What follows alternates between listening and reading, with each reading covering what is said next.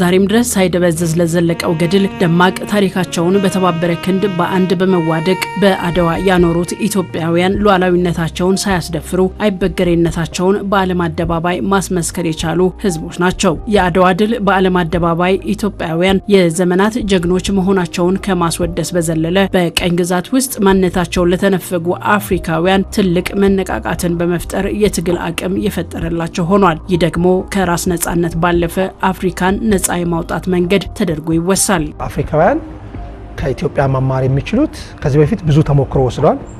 እንደምናውቀው የነጻነት ትግላችን ያደረግነው አፍሪካውያንም ጭምር ሌሎችንም ነጻ ያወጣ ነው። ሁለተኛው በተለይ ይሄ መሰባሰብ ህብረት መመስረት የአፍሪካን ህብረት ጨምሮ ኢጋድን ጨምሮ እነዚህ የተመሰረቱት ከድል ማግስት በኋላ ስለሆነ በተለይ ኢትዮጵያ ለአፍሪካ ያደረገችው አስተዋጽኦ አለ። በሰላም ሂደት ላይ ነጻነት ትግል ላይ አፍሪካን በማሰባሰብ ወደ አንድ በማምጣት ያደረገችው ትልቅ አስተዋጽኦ አለ። ከኢትዮጵያ የወሰዱት ተሞክሮ አለ። ያ ተሞክሮ ወስደው ንቅናቄያቸውን ጭምር ኢትዮጵያኒዝም የሚባለው ሙቭመንት በተለይ ነጻነት ትግላቸው ተጠቅመዋል። በታሪክ የጥቁር ህዝቦች አርማ ሆኖ በሁሉም የሚታወቀውን አድዋን ድል ያደረጉት ኢትዮጵያውያን ልዩነት ከሀገር በታች መከፋፈል የሉዓላዊነት አደጋ መሆኑን በመረዳት ጭምር ነው። እንዲሁም በልዩነት ውስጥ ልብን ያሸነፈ የሀገር ስሜት መኖሩንም በተግባር በማሳየት ከቀደምቶቹ ጀግንነትን ሀገርን አለማስደፈር ሉዓላዊነትን መጠበቅ መሆኑን የተረዳው የአሁኑ ትውልድም በዘመኑ የሚነገርለትን አኩሪ ገድል የራስን ሀብት ማልማት ከዚያም ከሌሎች ጥገኝነት መላቀቅ የሉዓላዊነት ሌላኛው ገጽ መሆኑን ታላቁን የህዳሴ ግድብን በማጠናቀቅ ሌላኛውን አድዋ እውን አድርጎ አሳይቷል። በራሷ ምድር የተሰጣትን በረከት እንዳትጠቀም ጫናዎች ቢበረቱም ጎታቾች እንዳይሆን ቢጥሩም ኢትዮጵያ ግን ልዕልናዋን የሚያረጋግጥ የተፈጥሮ ሀብትን የመጠቀም መብቷን ራሷ ልጆቿ በገንዘቧ ከሁሉም መቀነት በተፈታ ሀብት ገንብታ ማጠናቀቅ ችላለች። ይህን የኢትዮጵያውያን የመቻል አቅም ብቻ ሳይሆን አፍሪካውያን ራሳቸውን ማበለጸግ እንደሚችሉም የሚያመላክት ነው። ግድቡ የአፍሪካ መፍትሄ ለአፍሪካ ችግሮች የሚለውን እሳቤ እውን ያደረገ ጭምርም ሆኗል። ምክንያቱም ለጎረቤት ሀገራት ኃይል በመሸጥ የቀጠናዊ ትስስርና የአፍሪካውያን የጋራ እድገትን የሚያረጋግጥ ስለሆነ የአፍሪካ መፍትሄ ለአፍሪካ ችግሮች ስትል በጽኑ የምታምነው ኢትዮጵያ በውስጧ የገጠማትን ጦርነት ለማስቆም የምዕራባውያንን ደጅ ሳትጠና በአፍሪካ ምድር በአፍሪካውያን አደራዳሪነት የአፍሪካ ችግር እንዲፈታ ያደረገችው የፕሪቶሪያ ስምምነትም ሌላኛው የዚህ ዘመን አሻራ ነው። በራስ ችግሮችን የመፍታት የሰለጠነ መንገድ እየተከተለች የምትገኘው ኢትዮጵያ አሁን ደግሞ ታላቅነቷን ዳግም የሚያረጋግጠውን ሀገራዊ የምክክር ሂደትን አካሂዳለች። ኢትዮጵያውያን በአንድ ተሰባስበው ለችግሮቻቸው መፍትሄ ለማበጀት የሄዱበት ርቀትም ሌሎች እንደ አድዋና ታላቁ የህዳሴ ግድብ ምሳሌ የሚያደርጋቸው ነው። ወገኖቻችን አሰባስበን ኢትዮጵያን የሚያስቀጥሉ ወገኖቻችን አርብቶ አደሮች፣ አርሶ አደሮች፣ የተገፉ የማህበረሰብ ክፍሎች ከዚያ ሳንል ሁላቸውም ኢትዮጵያን ማህል አድርገው ከተወያዩ አንድ ነገር ላይ ግን እንደሚደርሱ ተማምነን ነበር። ያም ተሳክቶልናል። ፈጣሪን እናመሰግናለን። ስር ለሰደዱ ችግሮቿ መፍትሄ ለማምጣት ምክክሩን ያደረገችው ኢትዮጵያ የቀደምት ህዝቦች ባለቤት መሆኗን በባህልና በእሴት የሚያቀራረባት መሆኑን የተናገሩት የቀድሞ የፓን አፍሪካኒዝም አቀንቃኝ የጆሞ ኬንያታ ልጅ የሆኑት የቀድሞው የኬንያ ፕሬዝዳንት ኡሁሩ ኬንያታ ናቸው። የቀደመ የአርብቶ አደር ስልጣኔ፣ የእንስሳት እርባታ ባህል፣ ጠንካራ ተቋማት እነዚህ ማህበረሰቦች የሚያሳዩት ኢትዮጵያ ምን ያህል ከሰፊው የአፍሪካ ቀንድ ጋር ጥልቅ ግንኙነት እንዳላት ነው። ካርታውን እንኳን ብንመለከት ድንበሮችና ግዛቶች ሀገራቱን ሊለያዩ ይችላሉ እንጂ ባህሉን መለያየት አይችሉም። ቤተሰቦች፣ ቋንቋዎች፣ ባህሎችና እሴቶች ዘመናዊው ድንበር ከመምጣቱ በፊት ለረጅም ጊዜ እዚህ የነበሩ ናቸው። Languages, trade and tradition were here long before these modern boundaries. ከጅምሩ ኢትዮጵያ ጊዜ ሰጥታ ያካሄደችው የምክክር ሂደቱ በብስለት የተመራ ሳይንሳዊ መንገድን የተከተለና የሁሉም ሐሳብ በቀረቡ አጀንዳዎች ላይ መደመጡ ልምድ እንዲወሰድ የሚያስችል ይሆናል። ምክክር ምክንያቱም ዋናው ተግባር ሂደት ስለሆነ ሂደቱን መጠበቅ ነው። ሳይንሳዊ በሆነ ዘዴ ተመርቷል። ዓለም በጣም የሚፈራበት የምክክር ዘዴ የኢትዮጵያ ሳይንሳዊ የሆነ ምክክርን ስለወሰደ ይሄ ሲም ካናል ሞዴል ይባላል። ሲም ካናል ሞዴል ማለት ሐሳብ ይነሳል፣ ብጥብጦች ይኖራሉ፣ ጭቅጭቅ ይኖራል። በጣም ይሄ ዳይቨርጀንት ዞን እንለዋለን።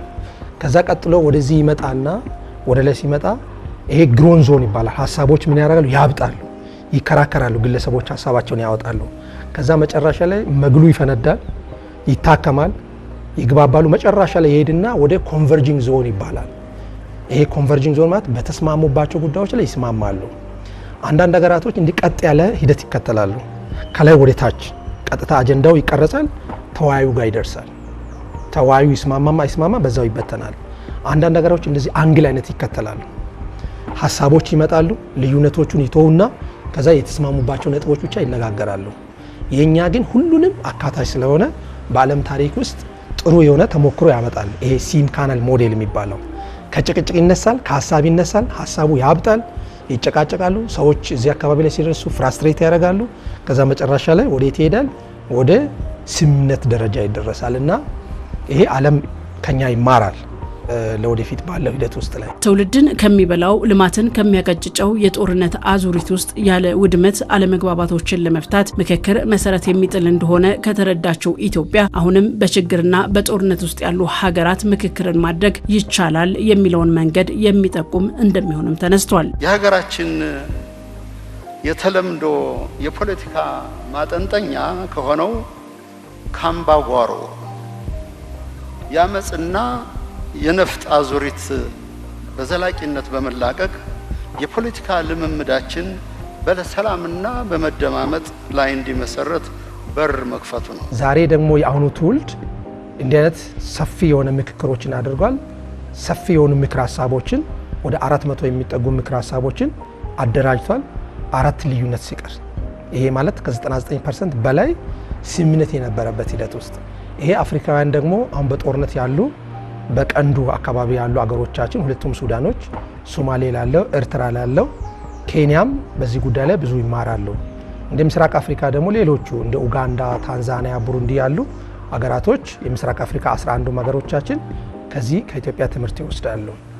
እንደ ሌሎቹ የአፍሪካ አካባቢዎች ደግሞ ሰሜኑም፣ ምስራቁም፣ ምዕራቡም፣ መካከለኛውም አፍሪካ ከኢትዮጵያ ብዙ የሚማሩት ነገር ይኖራል። ከቀኝ አገዛዝ ጊዜ ጀምሮ ለተገኙ የጥቁር ሕዝቦች ድል ኢትዮጵያን ምሳሌ የሚያደርጉ የአፍሪካ ሀገራት አሁን ደግሞ ዘመኑን በሚጠይቅ የምክክር ምዕራፍ ተገልጣለች። በመደማመጥ በመከባበርና በመቻቻል የተከናወነው የምክክር ሂደቱ አፍሪካውያን ዳግም በፋና ወጊነት እንዲመለከቷት እድልን የሚፈጥር ይሆናል። አፍሪካውያን ወንድሞቻችን በነጻነት ፋና ወጊነታችን እንደሚመለከቱን ሁሉ ዘመናዊ የሀገር ግንባታ ጥረቶቻችን ዛሬም ቁጭ ብለን ስንመክር በቅርበት እየተከታተሉ እንደሆነ ይታወቃል።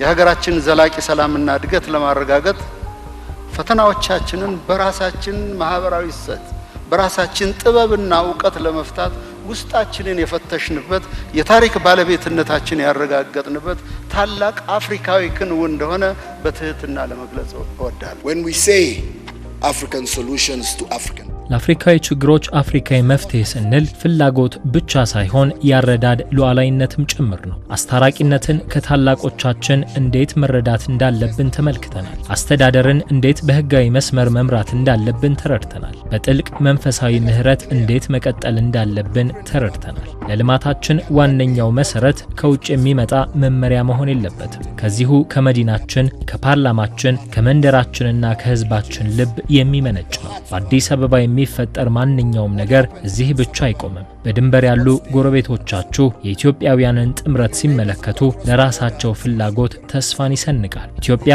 ሰላምን ስትመርጥ የንግድ መስመሮች ክፍት ይሆናሉ፣ ኢኮኖሚው ይነቃቃል፣ የጋራ ድንበሮቻችን ይበልጥ ሰላማዊ ሆነው ይጠበቃሉ። ኢትዮጵያ ምክክርን ስታበረታታ መላው አህጉሩ አስተማማኝ ይሆናል። The whole continent gains confidence.